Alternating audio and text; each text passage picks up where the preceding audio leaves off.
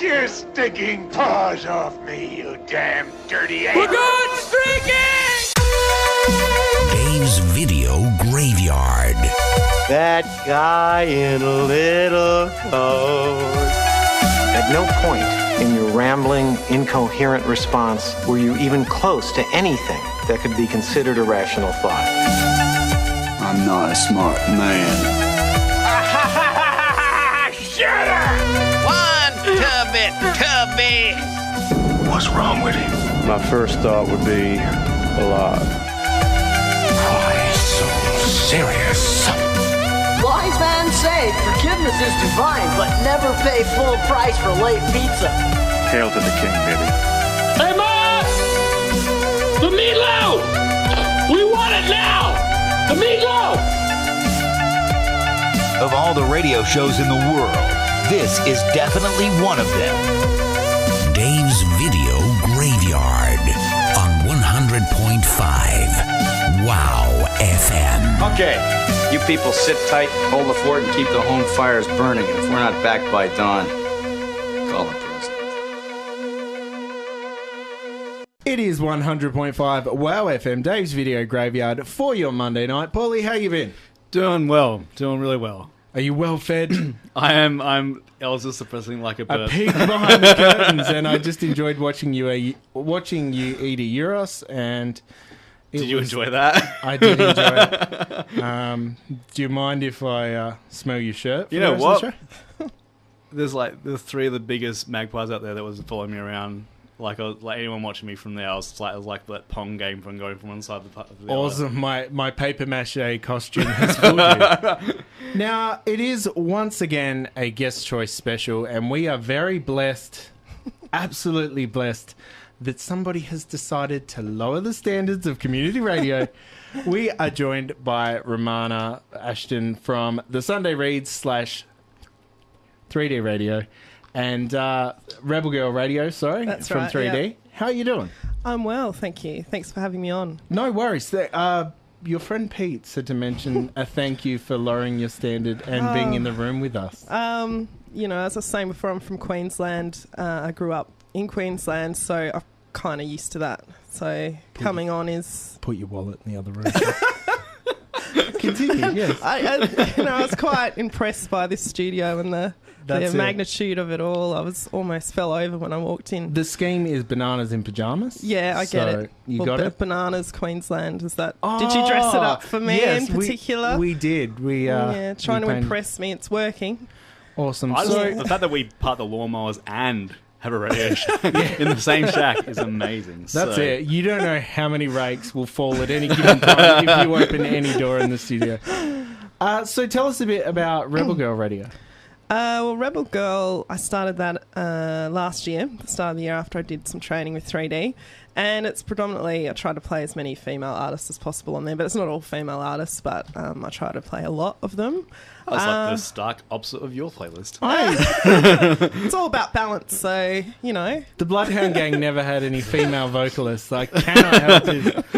It's just our demographic. Yeah. No, it's really awesome. I really enjoy, quite often you do themed shows. Yeah, I do. Really did about halfway and I'm like, what the? I'm not sure if this is serious or not. I'm really enjoying it. But then, it's... And also, you front the Sunday Reads. Yes. Tell us about that. It's just a band. Three. Cool. That's just shit. A great band. Cool. Where do I buy your albums? You've sold me. Oh, we don't make albums. We don't even record. No. So just a 3-piece. I play bass and sing, guitar player, drummer. Why don't you reel off a couple of bands that you played with and supported? Supported Radio Birdman. Yeah. That was the main one, really, from last year. Are they new? They sound good. Yeah, you should check them out sometime. Cool. And who you got coming up?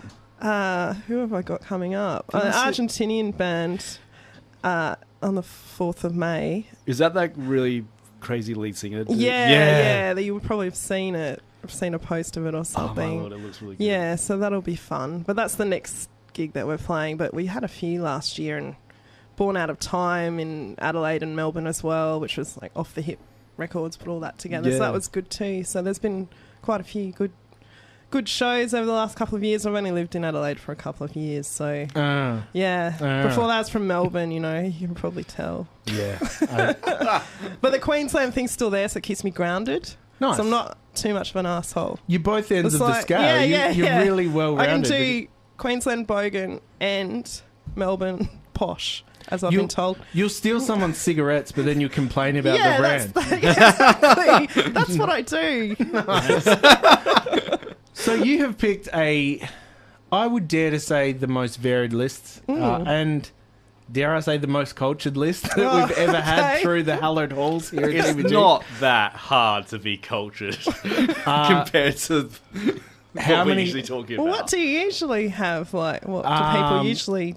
Let's just say it's the first time that I've had to Google French New Wave. So, just a bit of a change of pace, you know. Oh, well, you know, it's good. It's educational. And I made... We've never been accused of that, so thank you very much. I've made people sit through French New Wave films that don't watch that sort of thing. Made them. How'd that go? Not that great, to be honest. I get enjoyment from watching other people being tortured during that process. But I don't like all French New Wave, but it's nice to look at a lot of the time. It's nice to look at. That is the best endorsement. French New Wave. It's nice. going to get a re-release on Blu-ray, and that will be down the bottom between the reefs. It's nice to Studio look Canals at. is good to look at collection. Canon Studios. Hopscotch is good to look at. Fox Searchlight and all of those. Anything terrible that you've seen in the last 10 years is nice to look at. Well, we might kick into some music to start off proceedings here on 100.5 WOWFM. It is 100.5 WOWFM, Dave's Video Graveyard. Paulie, was there anything new come out this week that excited you? No. I've actually been It's been a pretty down week. Yeah, all I've seen is Spielberg getting to crotchety old man status about Netflix being involved in the Oscars and Roma winning those awards, and it's just like, dude, just let it go, dude. Like, so the big, if you don't know, like, there's a big thing with the Academy and Spielberg saying that Netflix shouldn't be it's made for TV essentially, so it shouldn't be sort of included in the Oscars. And everyone's going, but it's art and it's awesome and better than Ready Player One. So hey. So yeah, I don't know. I think he should use his mantle for, like, maybe saying film is better, not to be excluded. But well, he has fallen into the same pit of James Cameron now comes out of hiding every few years and says, this next reboot of Terminator is going to be the best thing ever. Go and see Adelaide, and then he disappears back under his rock. Then he crawls back out and goes, no one should watch superhero movies. Then he's like, Aquaman's not factual. It's like, I've been underwater. I'm like, we've all been underwater, man. We know. I didn't see Jason Momoa underwater last time I went underwater. I just picture him lying in the bath with his phone above the water, writing a crotchety complaint. Romana, you have picked 10 of your favourite films of all times, all for, I'm sure, a varied many reasons. Yeah. The first film you have picked is from 1960. It is the film Psycho, which is an American psychological horror film directed by the famous Alfred Hitchcock. Why did you pick this film? I picked it because I'm a big fan of Alfred Hitchcock in general. And as you were saying before, the Alfred Hitchcock Presents series, I used to watch that all the time, and then I watched all his films as well. But I picked this because of the shower scene, really. It's a great film, but the shower scene really disturbed me when I watched it. And I still don't like shower curtains. I was saying that to you before, but it just freaks me out. I still think of it every once in a while, which means it was a really great scene. And it's a good peek behind the curtain of your personal hygiene as well. Yes. I just don't shower in hotel rooms. I've seen you. Yes, you do. Especially ones with people. Through the wall, yeah. My favourite scene in this movie, just to go, uppity film nerd. I really like the conversation he has with her before that, where she gets, like, really, really uncomfortable because he just, like, and you don't get the sense he's doing it on purpose. Like, we've all been stuck next to a guy on a bus who just starts talking about stuff, and like that he captured it so well of just someone who's being so isolated and doesn't know how to talk to anyone, let alone a woman. And he's just going to start talking about how we all go crazy sometimes, and my mother lives up there, and it's all fine. And she's like, I'm going to go to my room now. Bye. I mean, and in an office where there's dead things all over the walls. Taxidermy, yeah. Oh, my Lord. Yeah, that's a good scene too. She kind of, should have just gone. Yeah. Like, run with the money. For me, the biggest scene that always stood out is where you don't think the car's going to sink. Oh, yeah. And when it just builds such a good sense of dread because you're like, oh no, this is the whole movie coming undone right here. And 100% the worst scene is at the end when the psychiatrist is like giving like the whole sort of like why he's doing it, and it's just so kind of clunky. I just recently watched it at the Capri last year, and it's just like, I suppose back then they needed someone to just go, why is he wearing women's clothing and why is he doing this? And they sort of, from a psychological point of view, like they sort of explained it, but today's standards, it's over explained. Did you tarnish your love for this film by seeing the Vince Vaughn remake? No, I don't watch remakes if I love a film. It is shot for shot, but why? Like it is Why probably, bother? I think maybe the most pointless remake I've ever seen, because it does nothing outside of... It was basically just after Van Sant had just done ghoul hunting, and there's like, just throw money at him and do whatever you want. So I think in the film, though, the thing that stood out to me is that Janet Leigh's character, she's just punished, like, for stealing. That's pretty much the whole film. It's like, she stole money, now she must die and go to a hotel by herself and die in a shower. While she's enjoying a shower, like enjoying herself. Literally the first thing that happened that day that was good, like, because she had that cop that just kept following her and just kept going, like, leaning on there, just like, hey. Yeah. Are you putting this subtext into it because you're trying to justify stealing Paul's wallet? Is that what's happening this evening? Well, I didn't know that you saw me do that, but yes. You're about to be very surprised. Did you? I should have gone to another studio. Did you watch any of the sequels? No. You should. Oh no, I watched the second one. Yeah. And it was not very good. Goes up to 4, would you believe? Yeah, but I know I saw all those, but I generally just don't bother with a lot of that stuff. Like, you shouldn't. No one should. Unless someone tells me it's good, but usually I'm sure Pete would be like, yeah, you should watch it, because he's always like, don't watch the first one. The fourth one's where it really starts. Yeah, but I don't really listen. So it doesn't work. Pass the test. Pete once told me to see Bud the Chud, so I'm never going to listen to anything he suggests ever again. Shout out to our good friend Pete. Your next choice is from 1972. It is the film The Getaway, the American neo-noir crime film directed by Sam Peckinpah, written by Walter Hill of The Warriors fame. And yeah. Tell us why you picked this film. Oh, I love Steve McQueen. That's really girly thing to say, probably. But I love him. No, I love Steve McQueen, but I also like Sam Peckinpah as well. And I just like the way his alcoholism and toxic masculinity comes through in all these films. It's brilliant, though. I love it. It is really great. I was wondering how long a host from a show called Rebel Girl until toxic masculinity was brought up. Well, it's true. All these characters are all... My rebuttal is, nah. Not all men. Hashtag not all men. Hashtag me too. Let me explain to you right now. Well, you've been doing a good job of it so far. Oh no, I'm just kidding. I'm kidding. That was a joke. It was a joke. Because it wasn't funny. It threw me off, It actually hurt your feelings, so it's not actually a joke. The plot follows an imprisoned mastermind robber, Carter Doc McCoy, played by McQueen, whose wife Carol conspires for his release on the condition they rob a bank in Texas. A double cross follows the crime. The McCoys are forced to flee for Mexico with the police and criminals in hot pursuit. This film is constantly coming up on lists of greatest car films ever. It quite often gets thrown up there with like the chase or the train chase in The French Connection. Oh yeah. And a a lot of 40+ men want their cars to basically this is what they think about when they rev their Commodores in their driveway. Definitely.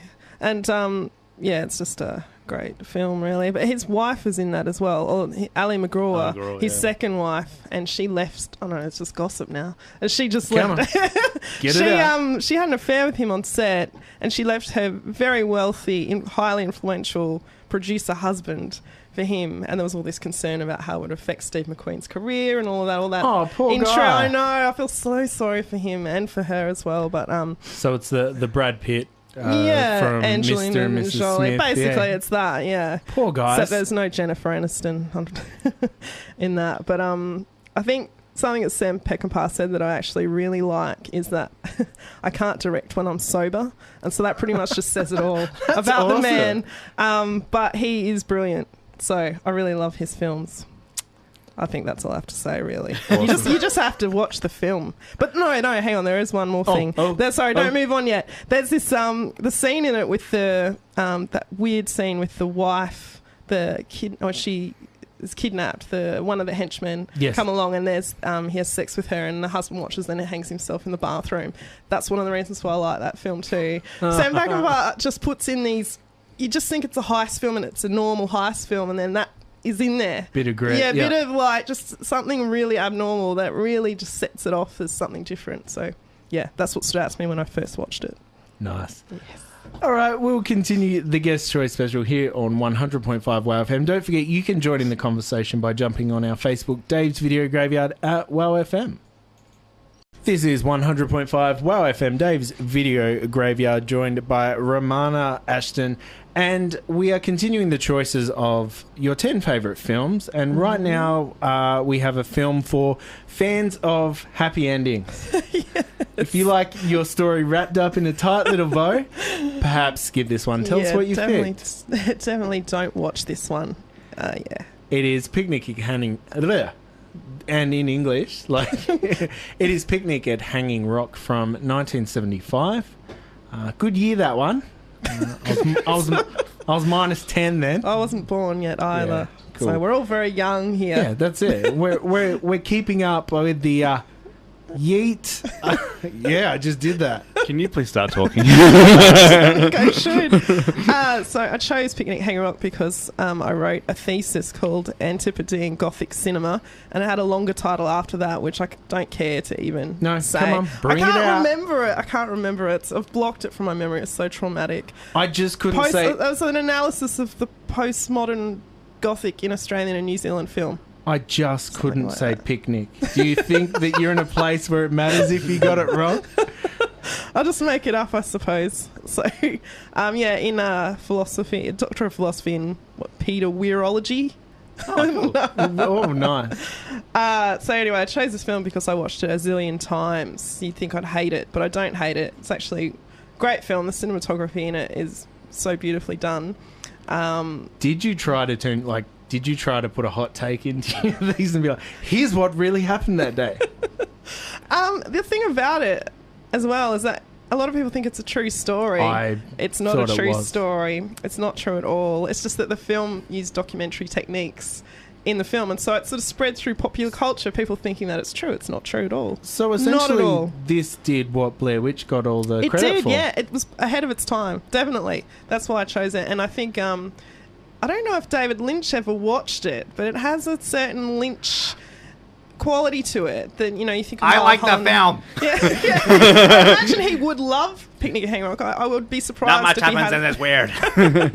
If he hasn't watched it. I went and saw him at a Q&A, actually. Did he talk like that? He did, Yes, he did talk like that. He did. He would have watched it hanging upside down. Yeah, like an art installation. He was with David Stratton, so you can imagine that conversation. This movie needs more pie. But yeah, it's there's not everyone's probably seen Picnic at Hanging Rock, but for the two, did they just wheel two mirrors on stage and they just were like budgies, like just butting? David Lynch was quite short in his answers, and David Stratton was trying to get more out of him, and he just wouldn't say anything more. It was quite funny, though. People found it amusing. And Stratton can vamp. Yeah. So, but anyway, it's off the track. But I think David Lynch would love Picnic at Hanging Rock. That's what I have to say about Picnic at Hanging Rock. For an audience of one. I have a PhD, everyone. Don't question me.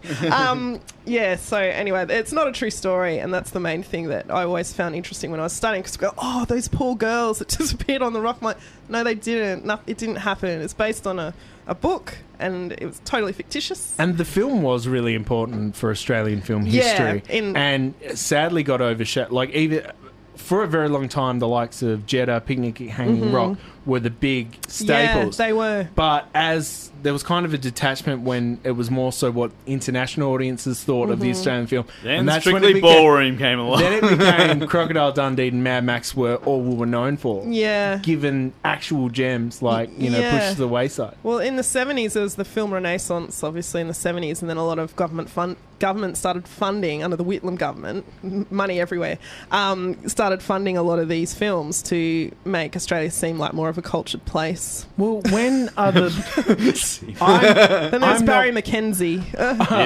I'm not politically minded at all. I know, it's shock horror. But when are the government now going to start funding a reboot of Alvin Purple? That's all I want to know. Well, you'd probably get it. You'd probably get some money for it. I reckon you would. Nowadays, you could. I would like to see a modern audience watch Alvin Purple, actually. Yeah, you could. Flip it, Alvina Purple.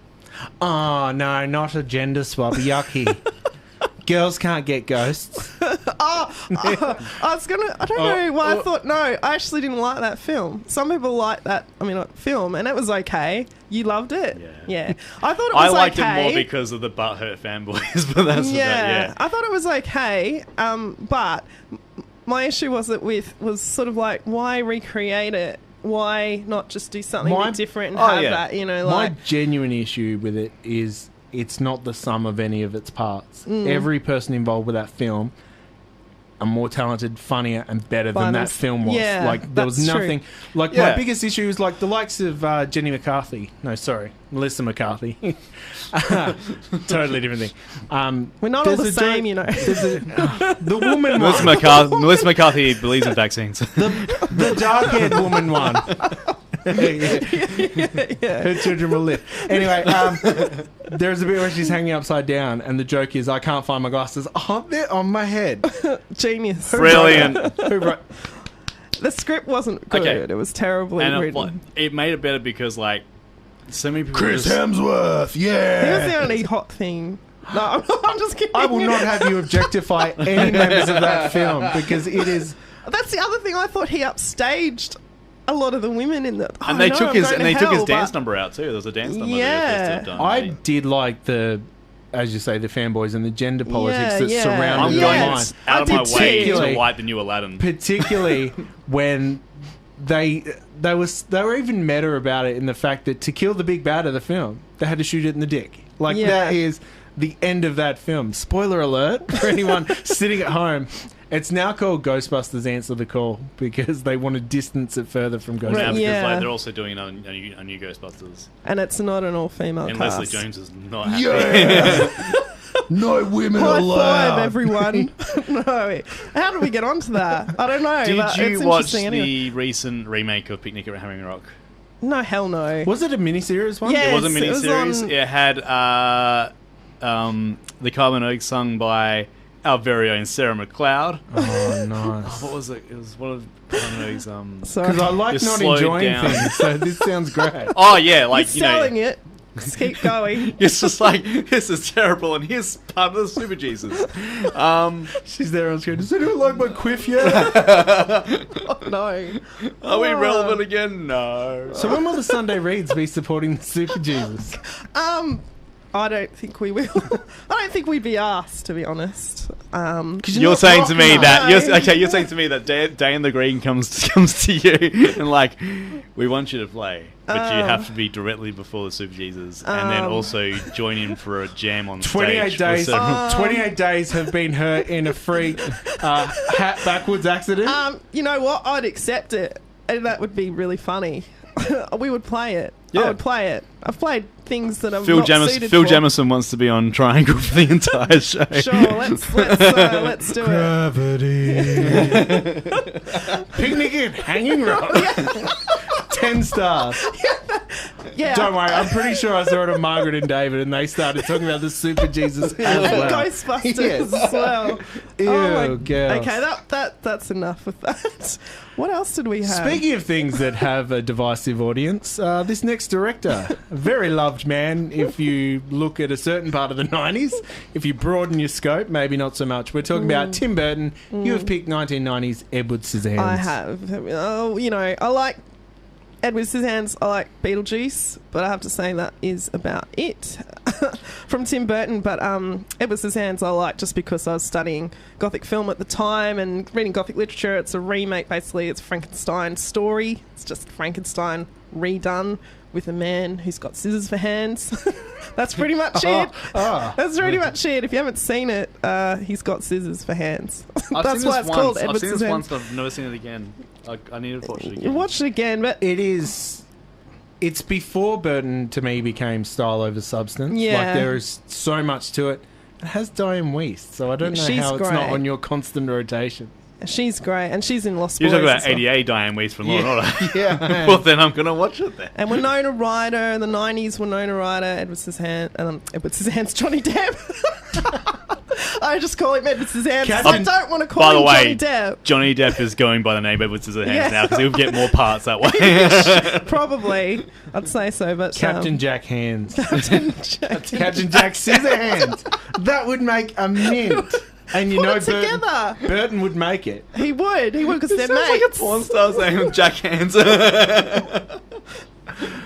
Anyway. I don't know what kind of films you watch. I have a doctorate in Wesley Snipes films. You could definitely have one if you wanted one.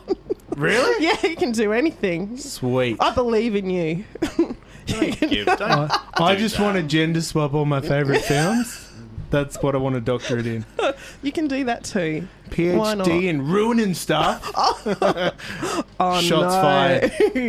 Ladies and gentlemen, the Super Jesus. Except I wouldn't even have that on here, sadly. I'm sorry, guys. We're going to go to some music. Weird, because you got a lot of shit. Here's some Limp Bizkit. This is DVG.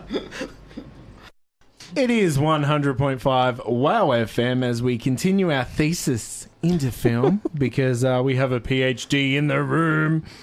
Pretty hot dude. Me. I'm talking about me. That's a PhD. Pretty hot. I know. Yeah. That's accurate, I would say.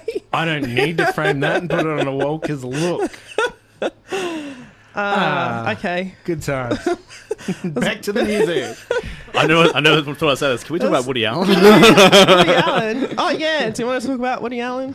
You have chosen a film from 1977 and it is in high rotation at my house. Said me on the opposite day. Tell us what it is. Annie Hall, yeah, from 1977. It is a love story, basically. Diane Keaton and Woody Allen. He plays himself, really, and he's just a neurotic Jewish man trying to find love, and he goes out with this woman. They break up a few times. So it's a bit of a break of character for him, really. Yeah, that's right. He really, really acts in this film. He's always himself in the films, and he has such witty, great dialogue. It's very snappy. It's why I love it so much. But it's a great love story, and there's one scene in it, Lobster Scene. I call it the Lobster Scene. I think that's what they call it on YouTube. Is that the PhD that's reference? The PhD talking there, the Lobster Scene. And it's where him and Diane Keaton are chasing lobsters around the kitchen floor trying to get dinner ready, and it's so natural and they're getting along really well, and it's just they've got that chemistry.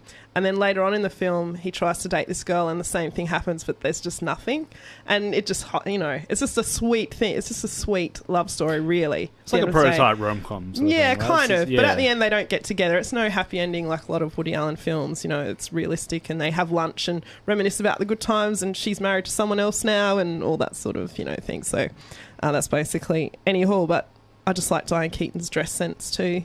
Yeah. I'm quite superficial, so... In winter in Adelaide is a bunch of Annie Hall. If you're just here to objectify all the ladies in the films, really, you're going to put me out of a job, and I don't like it. Is this the cocaine scene one when he has to try cocaine? Is this one, or is there another one? Oh no, there's another. I know there's a time where he goes.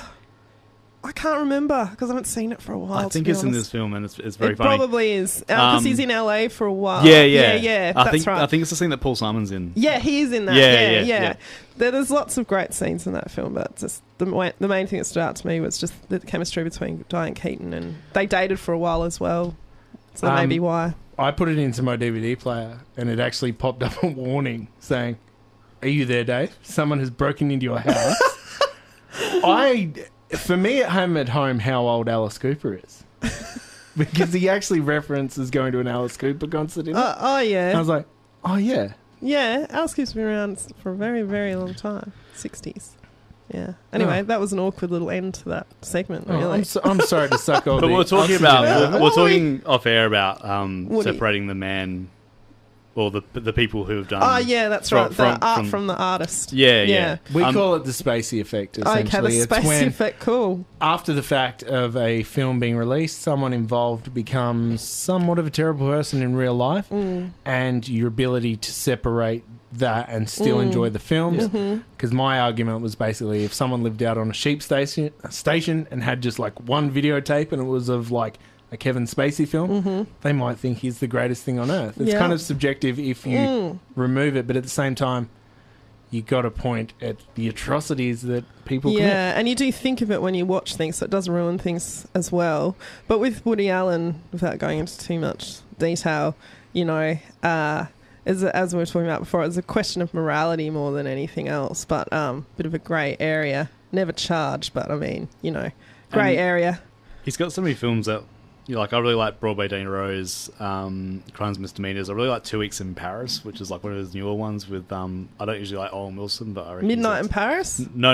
Is it Midnight in Paris? Yeah. Yeah, that's one of his best films, and it's more recent. Is that when all the literary characters come back? Yes. Yeah. I really like that film. It's great. That's one of his better films, and he did that. I don't think he's in that one either. No, he's not. No. It's one of the films that I like that he's not in, because most of the ones I do like, he's in. Yeah. I just received an email from Feminism. And they've said that your comment, you're out. You're actually out. And I'm out in. of the club. You're in. Yeah. You're in. They wanted terrible. They want a new direction. Yeah, they've heard you objectifying all the ladies of film, and they're a bit upset. Oh, well, write me a letter. Yeah, but I mean, Roman Polanski's obviously an obvious one where he, was fled the country, should have been charged. Yeah, Chinatown's so good. But, the films are good. So... Well, Pete actually messaged earlier that he loves all the Jeepers Creepers films, and that's a totally different ballpark. But yeah, just putting it out there.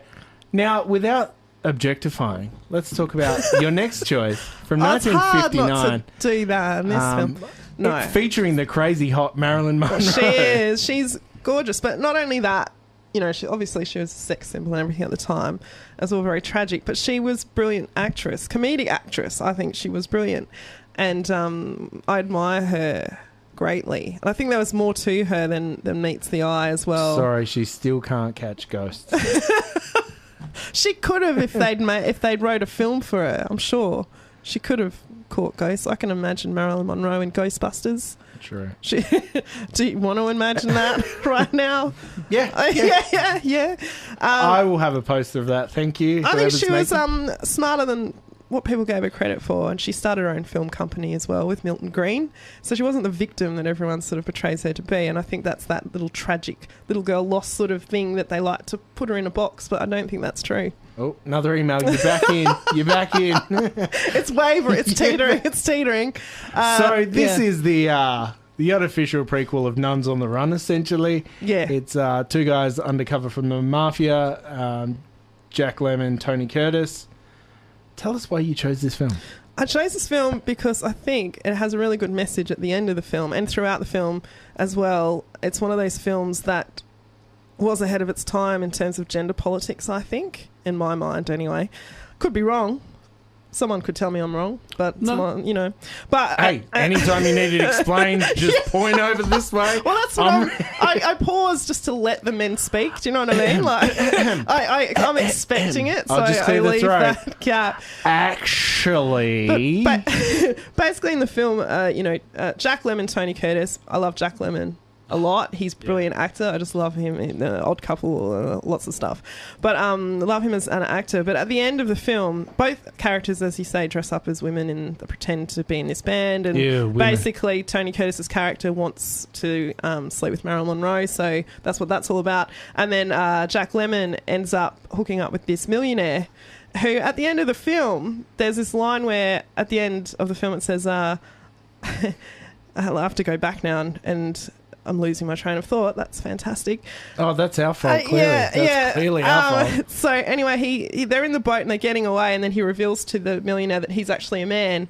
And then the millionaire says, he says, I'm a man. And he said, well, nobody's perfect. And they're going to get married anyway. That's the thing at the end of the film. And I always really liked that. Yeah. And he wasn't it wasn't like something where the guy was like, or anything like that. It wasn't a Police Academy movie. No, it wasn't like that. No, I've seen, you would have seen all of them. Oh. I will take She has got your number. I will take your badge of pride and wear it. Yes, very much so. Bobcat Goldthwait. Well, we've just ruined the last half of the show because I was going to trick you to going to the Blue Oyster Bar and dancing with some gay guys. So ruined the whole end of the show. Oh, damn. So Ring close. up Gutenberg and tell him to go home because he fully would have been up for that. Oh, the Goot. I remember that scene a lot with the chaps and that's what I remember. A lot of asses. Well, I saw it before I was old enough to understand it. And so I was like, fair enough, they're dancing. And that shaped you. I honestly thought it was like, they're scared of those bikers and they don't want to dance with them. That's like, all I thought it was. What's wrong with that with them? Yeah. I was shaped personality-wise. I know this will shock you. I watch way too many Carry On films before I should. Carry On films, yeah. Yeah, so maybe that is why I'm like I am. Blame the films. Yeah, it's the films that make people bad. Carry On films, God, I've seen a few of those too. Anyway, was this did you love all of the cross-dressing films that came out after this? Were you a big fan of Sorority Boys? No. I'm going to rewatch that film. I've seen it. But no. But some technically the hot chick with Rob Schneider. Come on, Paul, jump on in. Nope. I'm not. No. Do you like Billy Wilder? I love Billy Wilder. He's great. I'll get out of this hole by digging it deeper. You guys will see. But basically that's why I like Some Like It Hot. And I love Marilyn Monroe films too, like The 7-Year Itch. That's another Billy Wilder film as well. And I made Pete watch that too. Grumpy Old Men is the best film that's involved with anyone to do with this film. And it's got Sophia Loren. Sophia Loren in it as well. She is gorgeous too. And not into objectifying. No, but she is. So you say. Well, she is, but she is also. She's got strong character, like in her films too. You know, she's got presence. So yeah, not just tits. You know. Oh, I hadn't noticed. No, I know you wouldn't. I'm just busy. That's the other line for hopscotch. It's like presents, not just tits. Yeah, it's good to look at. Presents, not just tits. Not just tits. As one of the executives for Fox Searchlight, I'm going to spell it presents as in gifts. Oh, yeah. Right. Yeah. Nice. We'll get back into the music here as I Google image Sophia Loren. This is DVD. It is 100.5 WOWFM, Dave's Video Graveyard. Romana Ashton in the studio, the very palatial studio that she's very jealous of. A bit different from your from your usual studio. 3D radio, yeah. When can people hear you on 3D radio? Wednesday morning, 6 to 9 a.m. When you don't chuck sickies? When I don't chuck a sickie, and which I did last week. To the beach instead? Yeah, that's right. I wasn't sick at all. I don't know, just partied too hard, really. Too many lines, you know? So, just didn't turn up. We're in capital letters now, guys. So, the next film that you have chosen on your list, I believe you were told all about it. Yeah, I was actually. A good friend of mine, Pete Howlett, really likes Band Apart, which is the Jean-Luc Godard film. That's Pete the Chard? Yeah, that's right, yeah. And he introduced me to French New Wave films, actually. Me too. Yeah, he said, I don't like Last House on the Left anymore. I'm all about Goddard now. I was just like, okay, I'll give it a go, Pete. That's awesome. Well, I remember one time he couldn't get one of the French Wave films that he really wanted to see. And he just snapped his copy of When You Coming Back, Red Rider. He's like, this is garbage. I don't want to watch this film ever again because it's garbage. Was that when he started wearing the turtleneck? Yes, Okay, that's cool. it. Yeah, that makes sense. Right. And he still wears it, even in summer. Yeah. How many bars? I always fear for being in a bar with Pete and one other person because all he wants to do is the three of us do the clap dance. Oh, yeah. That's all he wants to do. He makes me do that on the weekends, actually, all the time. Like, I just say, no, Pete, no, not again. And he says, no, just do the dance, do it. I think he's coming here. So all that aside... Why did you pick this movie? Better lock that. So yeah, Band Apart. Tell us the film, yeah. Yeah, I know. Pete, as I said, made me watch it. Like, he makes me watch all French New Wave, like Breathless, things with subtitles that I wouldn't usually watch, but he makes me all the time. But Band of Outsiders, as it's also known.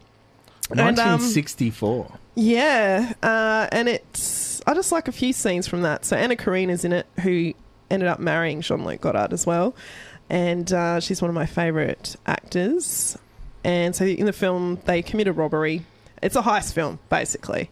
But there's some cute little dances in it and just cute cafe scenes, you know. It's kind of like, it is aesthetically pleasing. I'm just trying to imagine the pitch meeting at the studio. So it's a heist and then there's dancing. Are you really Mel I do not like the heist. It needs to dance. Yeah, there's a heist. It's cute. There's a cute girl in it. There's like, you know. You know what we got French toast where I'm from? Toast. Was it Jean-Luc Godard said something once, some quote to the effect of, oh, all you need is a girl and a gun for making a film. And that's pretty much all these films, you know. So I don't find a lot of substance in French, not French films. That's a bit of a gross generalisation. I was about to give you a high five. In Jean-Luc Godard films, Truffaut's much better for substance, like Jim and Jules or 400 Blows. But you can't go past Jean-Luc Godard, though, for just the style of his films. So, you know, Alphaville, Band Apart, Breathless, and he, you know, uses intertextuality a lot from American films as well. So I must admit, I watched this only because I found out that Tarantino and named his production company Band Apart. Yeah, and there's that connection too. So, you know, like Tarantino, you know, uses a lot of... What colour are the subtitles of this film? White. Okay, I can watch it. Yeah. Because I grew up watching late night SBS with yellow subtitles. Yeah, that's not good. And now I can't watch films with yellow subtitles without getting distracted. Oh, what do you mean? I don't know. I wasn't expecting you to ask. No one should follow up that question. Yeah. Well, they're not yellow, so you'd probably be all right. Sorry, Pete, we're not covering Jeepers Creepers this evening. There's no nudity in Band Apart, so you'd probably be all right. You wouldn't be able to objectify. No, it's not even the nudity, it's just the subtitles. Just the subtitles do it. Well, no, yellow subtitles. As we've said many times before, sometimes the censors back when we were teenage boys used to forget SBS existed. Yeah. And a lot of stuff flew. Or the nudie films. Yeah.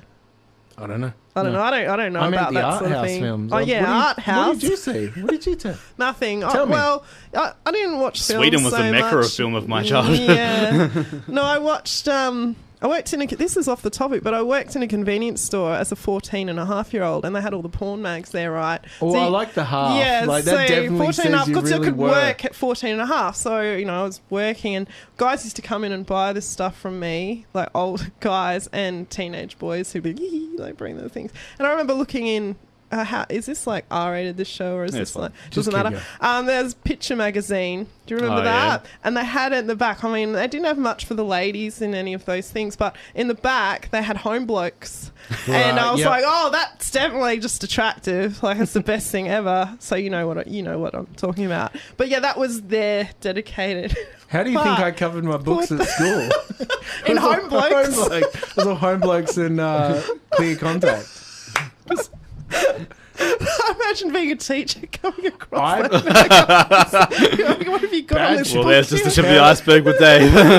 Terrible choice of words right there. But anyway, as a present for you coming on, we're going to find you some home blokes and laminate it for you just so it lasts and it's yours. I would love that. That would be great. I'll frame it. Like, let's put a butcher's section at the back of the... Please paper towel the frame of your PhD with Home Blokes.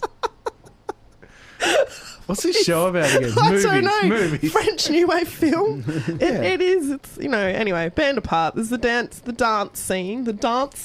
Dance scene. If you're from Queensland, it's dance. If you're I'm from here, New it's South Wales, it's dance. It's dance, yeah. Down here, though, it's dance. You're both Philistines. We need to go on dance. to I got pulled up on that when I moved here. Graph.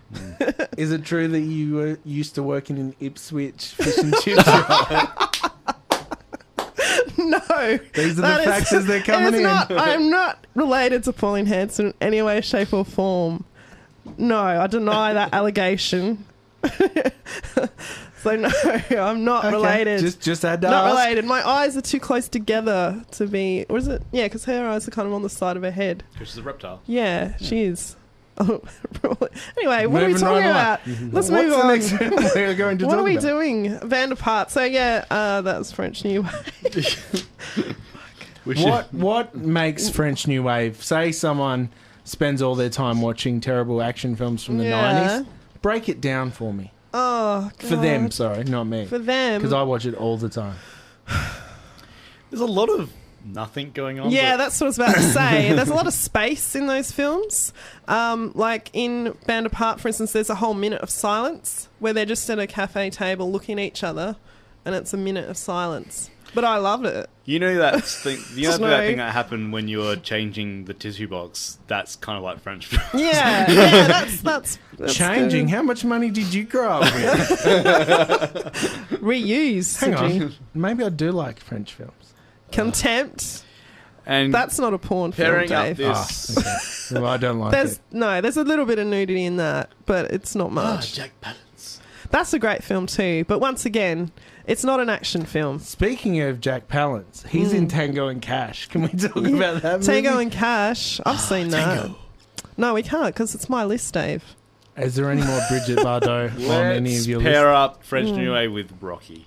Yeah, why not? Let's do that. Rocky, there you go. That's more your style, isn't it? No. No? Don't like Rocky? No. Not a fan of Not Rocky? this one. I don't like sports films. You don't like unless, any sports films? You didn't let me finish. I don't like sport films unless Walter Matthau's the coach or it's an ice hockey team. Sure. Fair enough. I don't usually like sports films either, but I like boxing. And oh, yeah, okay. Yeah, I like Rocky. Going back to your upbringing? Yeah, that's right. Yeah, my upbringing where I had to fight in a ring as a child just to eat. That's what we did in regional Queensland. There's nothing else to do. There's 2 Up. We're not questioning and it. Boxing. We're not and that's all questioning I did as a child. But it shows. Yeah, Yes, I know. My hands are all like bruised and still. But so Sylvester Stallone wrote this, and I always thought that he was influenced by On the Waterfront, the Marlon Brando film, which is pretty obvious, was obvious to me. And I just think it's a very well written film, and people go on about how he's, you know, not an intelligent man, but he was writes smart. really well. He can't say it. No. For how long Rocky has been a part of basically the zeitgeist, I guess you'd say. It is funny, almost in a like Tommy Wiseau kind of way. Every 10 or so years, Stallone changes his answers to the questions for anyone that does deep dives on Rocky. Like he kind of is like, oh yeah, you see what I was doing there, and it's like, no, you weren't. You weren't. Well, probably not wouldn't have been thinking it through that much. Like, have you seen The Italian Stallion? What do you mean? That's a film he did earlier in his career before he did Rocky. No, I have not, but I have heard of it. Yeah. Yeah. It's different. It's different. I should watch it, really. Maybe that should have been... It's a Home prequel. Blokes. It's on that Home same Blokes. par, isn't it? He's written, apparently, a really good script for an Edgar Allan Poe film. Has he? And everyone's like, Stallone? It's like, yeah. He's had it for like years, and apparently it's finally getting made. But Yeah. he's got... He can do it. He's a good screenwriter, and I think it was a really great, solid idea that he had, and it does lend itself to sequels, and so I think he's really smart to have done it that way, and he was quite young when he wrote it too. Well, look at now. Just last year, he got to continue the legacy with Creed 2. I know, I saw that. What'd you think? I didn't like it. No? No, doesn't do it for me. Right. I like the first one, second Rocky, first three Rockies, and then I don't like it.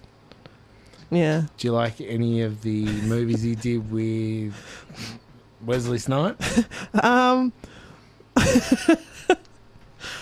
don't think so. Do you like any of the films he did with Sandra Bullock? Did he do one with Sandra Bullock? What did he do with Sandra Bullock? You have to leave now. Thank you for sharing. What did he do? I can't think. What did he do? Just say with Demolition Man. Right. I don't remember.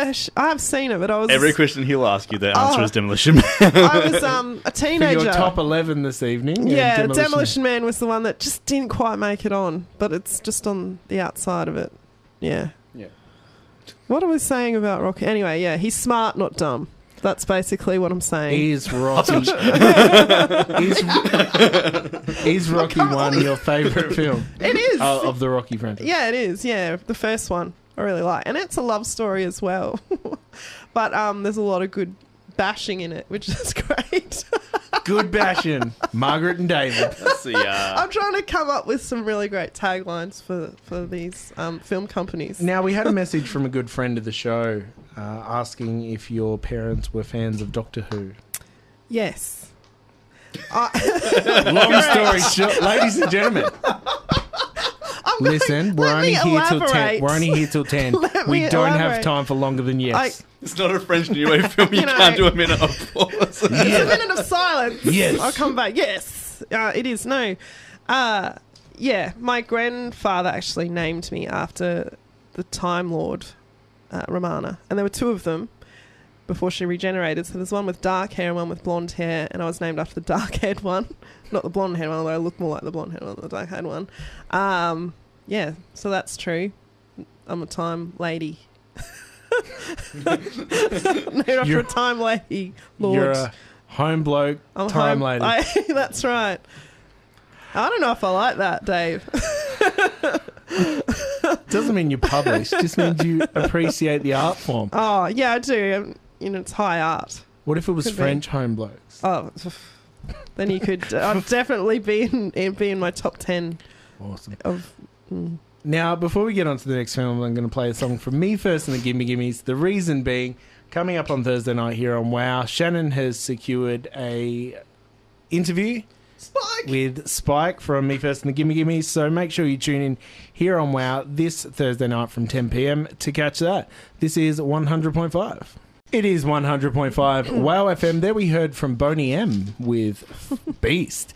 This is 100.5 WOWFM. As we continue Romana's choices of the 10 favourite films plus Demolition Man, as we continue the look with the 1973 yawn fest that is. Oh my God. Don't look now.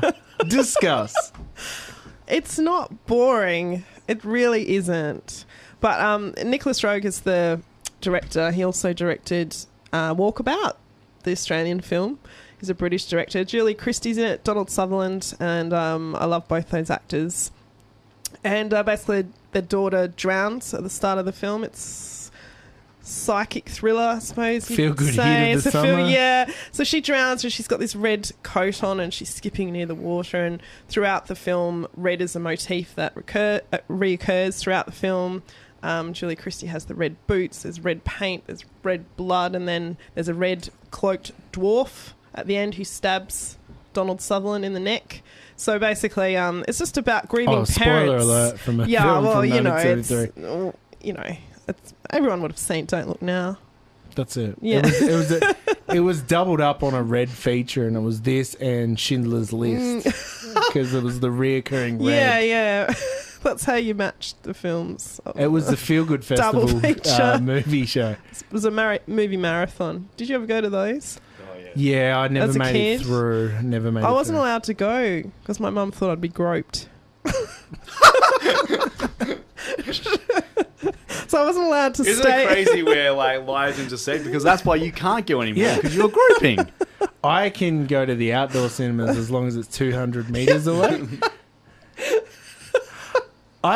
The thing that was a peek behind the curtain of radio right now, you physically recoiled and got uncomfortable even though you brought it up. Yeah, I know, because you're imagining that as you're saying. That word in particular makes you go, ooh. Like it's good. What's weird about it?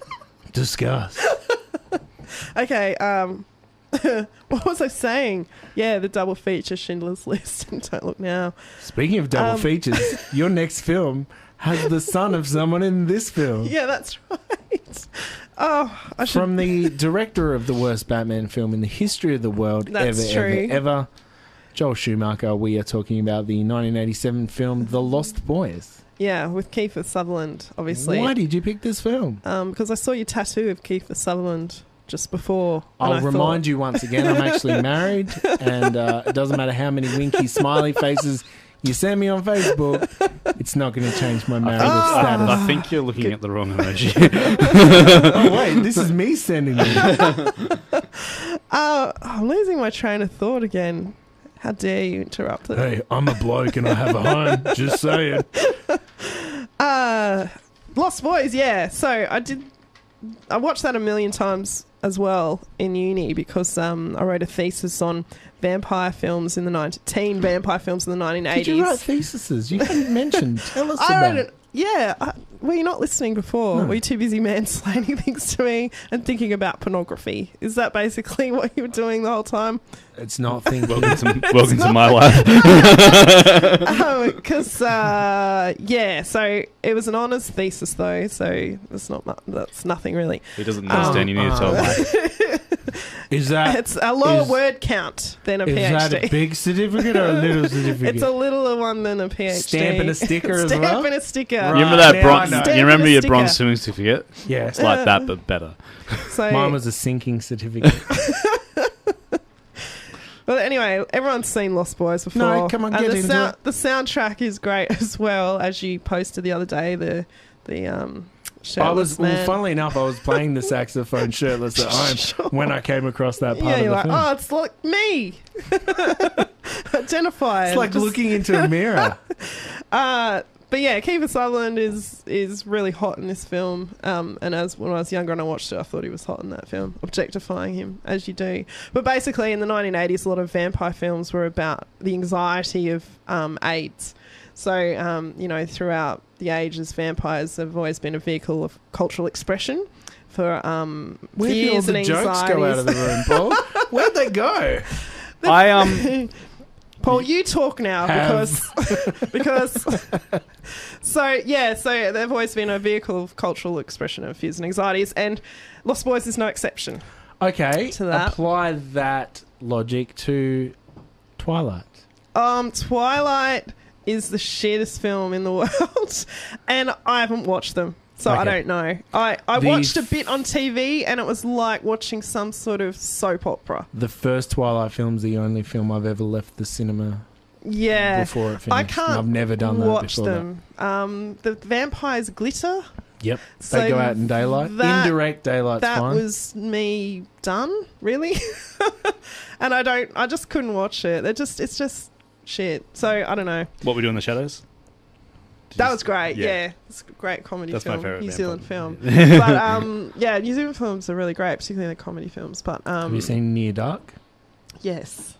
And that was in my honours thesis as well. I watched, because it got transferred to like standard def DVD, they did a doco for it. Oh, yeah. And watching it, and because it was directed by Catherine Bigelow, I'm pretty sure. Yes, it was, yeah. But Lance Henriksen is on there having this huge rant about how the Lost Boys stole its thunder, because it come up something like 6 months before. Right. And he reckons that everyone was like, the glitz and the glamour of the Lost Boys. It's like, no, it's just a way better film. Yeah, it was more entertaining film and lighter, so it would have got more people in watching it, because Near Dark's quite a heavy film. Yeah. And it's great, but it's not Lost Boys, which has that. From Dusk Till Dawn? Yeah, I've seen that as well. Salma Hayek? Yes. Is that the first thing you thought of? Yeah, I did. Cool. We're on the same page then. I did. too like that film. I think you might like it for different reasons. Because I'm a fan of the art of film. I believe you. I've got a thesis. Is a thesis a thing you can have? Is it a verb? Is it a verb? Yeah. You can thesis it. I thesised all over that film. Oh my god. What? Oh my god! I'm trying to keep things cultural here. So I think the real question is, when do you want me on Rebel Girl? I'll have you on Rebel Girl. Can I host next time you chuck a ciggy? No. I will just play the song After Dark from Dusk to Dawn on repeat for the whole show and describe the scene that it's in. Sure. It's all about ladies. It's all... Can we do a Ghostbusters Answer the Call episode of Rebel Girl together? Yeah. Okay. Think it over. Don't rush into anything. No, well, I will consider your offer. It's a sound offer. I'll act it out on radio. Okay. We'll do a radio play. Radio play. Of just that foot scene. And the Cheech Marin scene. You'll play Cheech Marin in this, and you'll do the spruiking out the front bit. I'll get back to you on that one. Okay. I'll lock it in. So next Wednesday, yeah? Yeah, next Wednesday. I'll get back to you though. Don't rush. No, we'll lock it in. Don't rush. Don't promoting rush. it right here, announcing it right here, ladies and gentlemen. What I was going to say about what I was talking about before with the Lost Boys before you went on some tangent.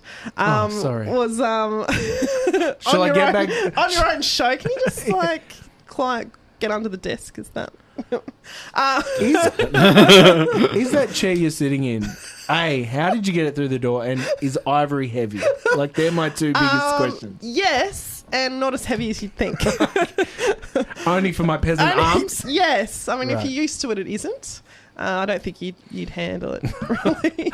I'd chafe. And I made you open my water bottle before tea. You thought I couldn't what open is this it. contraption?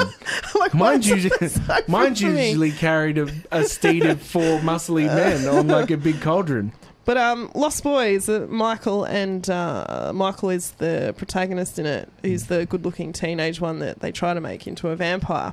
No, he's actually Jason Patrick, who's made out of cardboard. Sorry, you're mixing it up. That too, and he was also engaged to Julia Roberts. So you're a lady that likes the 80s? Feldman or Haim?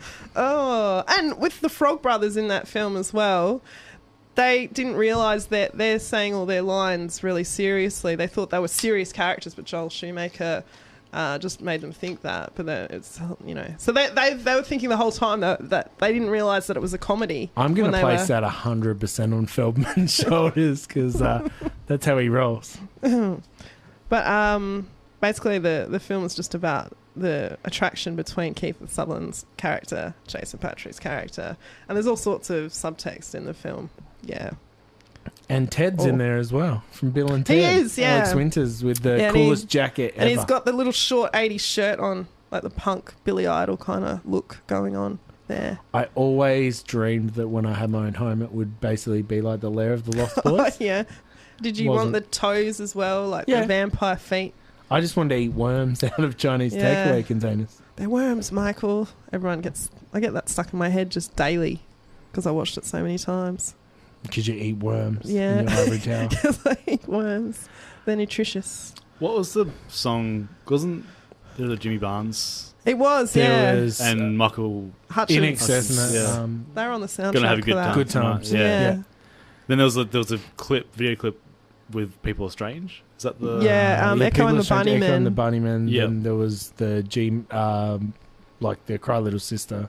Yeah, which has been covered so many times terribly. Stuck in my head as including well. Marilyn Manson last year. Yeah. Well, we might play that right now here on DVG.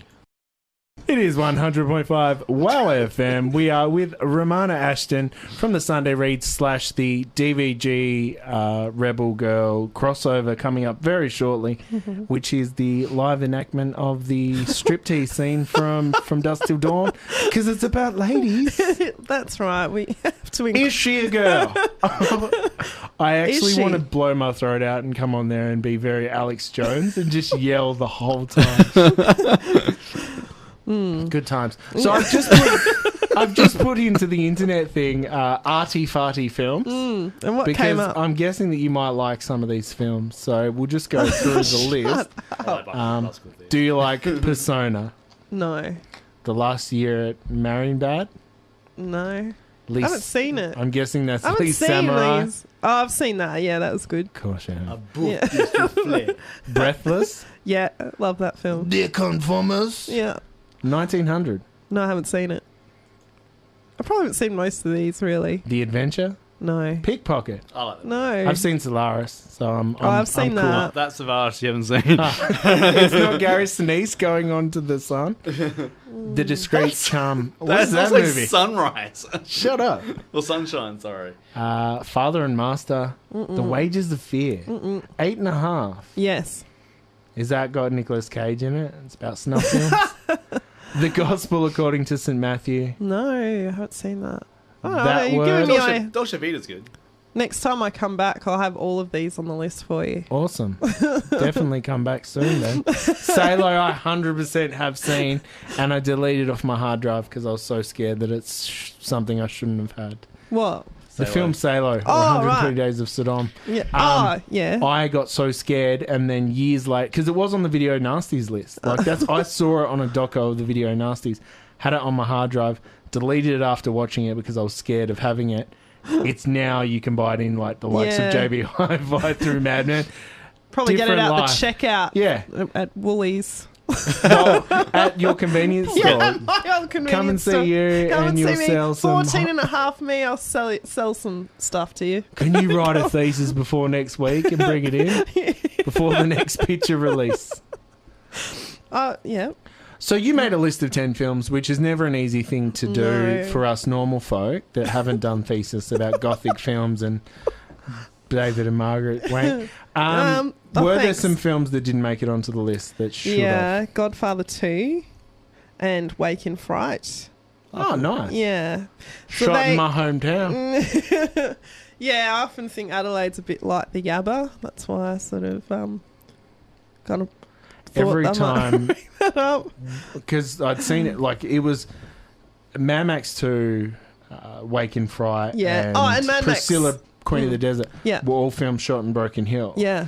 So I'd seen them before we should have as kids, like Yeah. particularly Wake in Fright. Early on. When I was 18, I actually got kicked out of 2UP for putting the 2UP things on my eyes and just making reference to that film. Because apparently that's in poor taste. Well, it's a good film though. Yeah. Do you like the film? Yep. Cool. They killed real kangaroos, though. Wouldn't float nowadays. No, it wouldn't. It wouldn't. How'd you like the sex scene in it? It was no yellow subtitles, but it was fine. Okay. From Dusk Till Dawn hadn't come out yet, so it was So okay. that you had to do until that came out. Little weird You're a bit- doctor and a handsome doctor. Yeah. Good times. Mad Max also love as well. The first one and the second one. The first one, I will always stand by. Like, I'm a fan beyond his choices of life. Mel Gibson is a fantastic director and actor. He is. He's There is brilliant. a scene in Mad Max 1. It's the only time that you see it. Like, all these macho, like, film stars. Like, Hugh Jackman, you always see the other side of it because he's always doing his stage show stuff. There is a scene in Mad Max after the family have been hit and he runs down the road in his white singlet and white pants. He runs like a dancer, and it is so not manly that has always stuck with me because it was like, yeah, there's the NIDA student that he was at the time. It's like, it was real like flowing and like, yeah, pretty fun. But yeah, they're great films. What else did you have on your list? Did you have any others? Oh, there's probably other ones. Which is your favourite mid-80s Tom Hanks film? Is it Big or is it Big? Oh, yeah, definitely. Or is it Turner and Hooch? Definitely. The Burbs? I remember Turner and Hooch and Big. One of the other films I had, The Piano, Jane Campion. I know. Everyone always eye rolls that. But she took 4 years to write that, and it's a great, story. Film. There's a lot of gothic intertextuality. I was going to in say, it. that would have Yeah. been, when you said that, I was like, oh, well, you're clearly a fan of Sam Neill films. Yeah. Well, Did you like The Mouth of Madness? That might be a middle ground for the both I of haven't us. seen it. It's very... Weird. It's, I guess, cosmic horror meets gothic kind of thing. It's pretty cool. Sam Neill is, he looks interesting. He's got a face that you just want to look at. It's just like that kind of face. Have you seen that Hunt you the Wilder People? Yeah. You yeah. love that film. I love that film too. That's great. See, we like some things that are the same. Are you a fan of Del Toro? With Pan's Labyrinth and... Yes. Yeah. Oh, sorry. I'm so tired. I'm So like, tired. oh, what? And the what was the recent one that he did? Shape of Water. Yeah, The Shape of Water. But a lot of people didn't like that because they said it was just Splash remade, which I can see that the storyline, but it's but it had Michael Shannon in it, so it's amazing.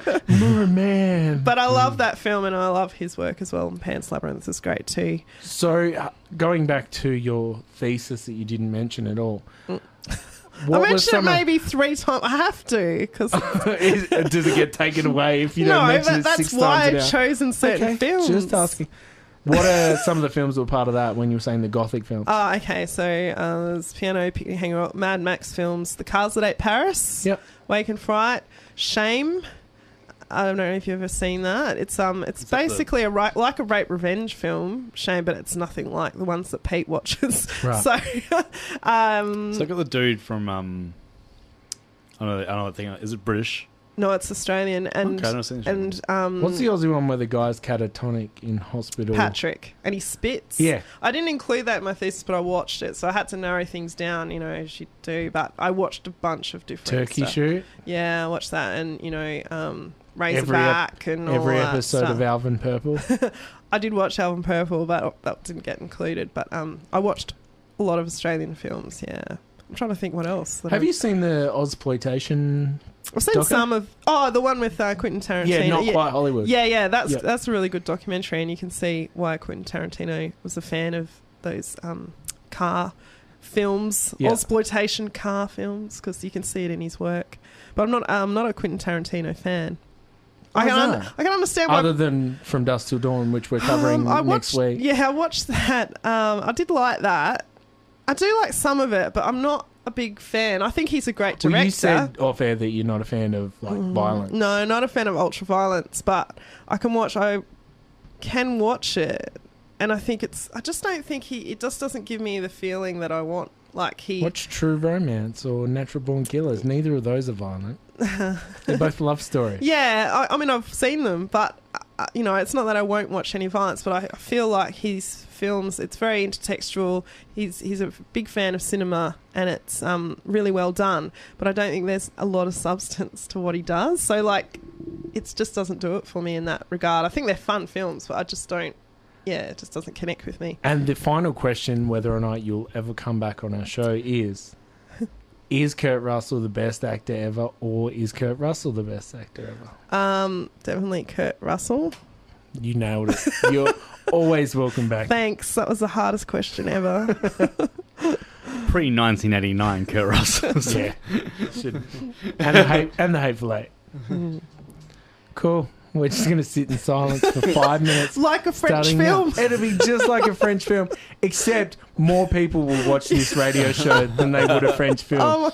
Yeah, take that. So what have you got coming up in the likes of radio and music?